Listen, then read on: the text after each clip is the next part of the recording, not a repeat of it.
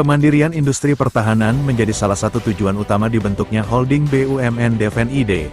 Namun, untuk mencapai kemandirian produksi tanpa impor alutsista nampaknya perlu jalan panjang yang harus dilalui dan tidak bisa terwujud dalam waktu dekat.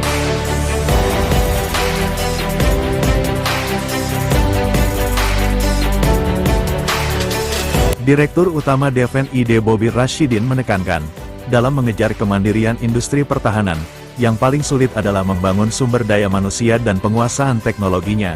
Pasalnya, industri ini bersinggungan dengan berbagai teknologi canggih yang belum ada di Indonesia.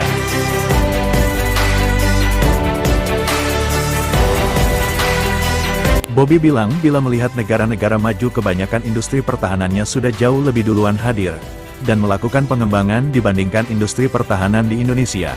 Bahkan, bila dilihat umur perusahaan pertahanan top dunia ada yang usianya sudah mencapai ratusan tahun. Artinya, pengembangan yang dilakukan pun sudah sangat panjang. Mereka ini membangun ini tidak dalam jangka waktu pendek, umur perusahaannya saja sudah ratusan tahun. Kalau kita tempuh dengan cara yang sama tentu kemandirian kita itu masih sangat jauh sekali.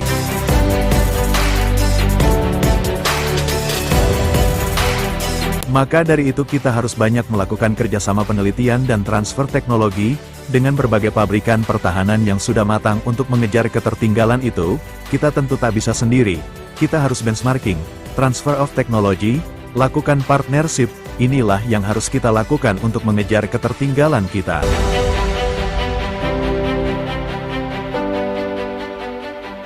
Namun, bukan berarti industri pertahanan Indonesia cuma diam untuk menunggu transfer teknologi saja.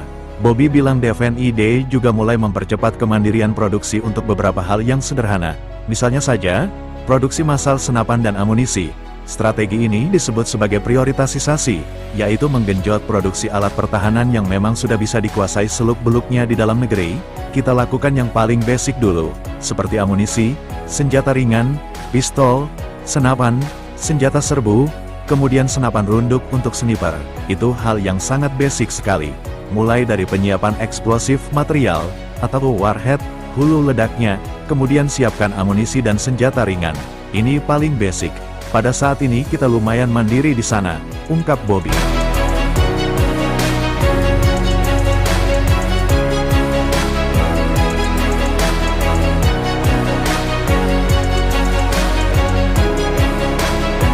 Level berikutnya adalah kemandirian pada kendaraan perang. Sejauh ini Defense ID belum banyak melakukan pengembangan pada kendaraan tempur. Pasalnya, ekosistemnya cukup sulit untuk dikembangkan di dalam negeri. Teknologinya belum ada, bahan bakunya juga sulit didapatkan. Namun, Indonesia sudah memiliki kemandirian pada kendaraan perang untuk operasional. Misalnya, untuk kendaraan pengangkut logistik ataupun pengangkut pasukan. Yang bisa kita lakukan adalah kemandirian kendaraan operasional dulu. Lahirlah produk macam Maung, sebelumnya Anoa, itu untuk menunjang operasional. Untuk urusan kendaraan tempur, bila dibedah lagi spesifikasinya, Indonesia sendiri sudah cukup mandiri untuk urusan persisteman kendaraan tempur, maka produksi sistem alat perang menjadi andalan Indonesia. Kalau dibedah lagi platform tempur ini yang paling kita kejar adalah kesistemannya. Kalau di kapal itu ada Combat Management System, di darat ada Battle Management System, di pesawat ada Mission System. Kenapa kita kejar ke sana? Karena itu banyak software driven-nya, jadi kita bangun software.